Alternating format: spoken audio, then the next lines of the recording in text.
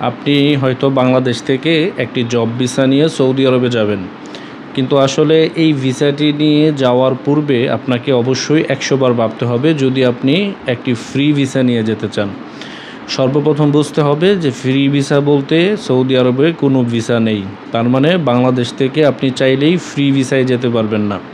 আপনার অবশ্যই একটি নির্ধারিত কফিল অথবা স্পন্সর থাকবে এবং কি আপনার একটি মালিক পক্ষ থাকবে, যার মাধ্যমে আপনি একটি ভিসা পেয়েছেন এবং কি যার ওখানে আপনি যাবেন। আমরা যেই ফ্রি ভিসা বলতে ভিসা শব্দ যেটি বোঝাই, এটি আসলে ফ্রি ভিসা না, এটি হচ্ছে স্পন্সর ভিসা। কিন্তু আপনি নতুন অবস্থায় যদি আপনি এই ভিসাগুলো নিয়ে যান তাহলে আপনাকে কি কি সমস্যার সম্মুখীন হতে হবে।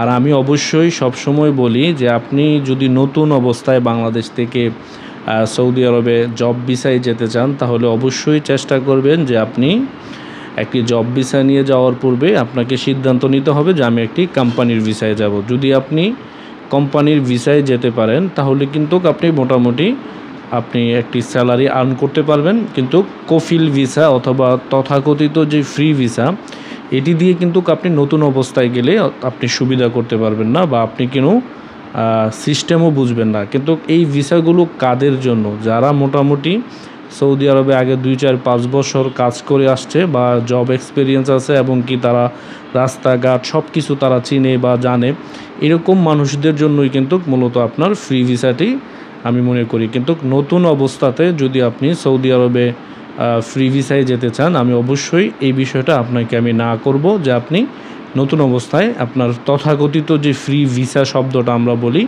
ফ্রি ভিসা বলতে কোনো ভিসা নেই।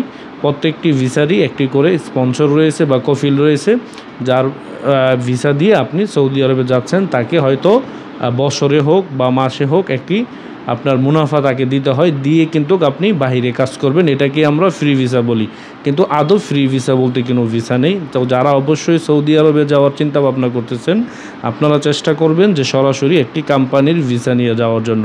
আমাদের এখানে কিন্তু বিভিন্ন কোম্পানির অ্যাভেলেবেল ভিসা রয়েছে, আর তবুও আপনারা চেষ্টা করবেন যে ফ্রি ভিসায় না যাওয়ার জন্য একটি ডিরেক্ট কোম্পানির ভিসা নিয়ে যাবেন। গেলে আপনার মোটামুটি স্যালারি একটু কম যদি পান তাও সমস্যা নাই, কিন্তু আপনি সকল কিছু নিশ্চয়তা পাচ্ছেন, যেমন আপনার আকামা এবং কি আপনার কাজ, আপনার ইন্স্যুরেন্স সব কিছু আপনি পাচ্ছেন। কিন্তু আপনি যে তথাকথিত যে ফ্রি ভিসা রয়েছে, এটি দিয়ে যদি আপনি যান তাহলে আপনি যদি আপনার কোনো লোক না থাকে ওখানে, তাহলে কিন্তু আপনি সমস্যার সম্মুখীন হতে পারেন।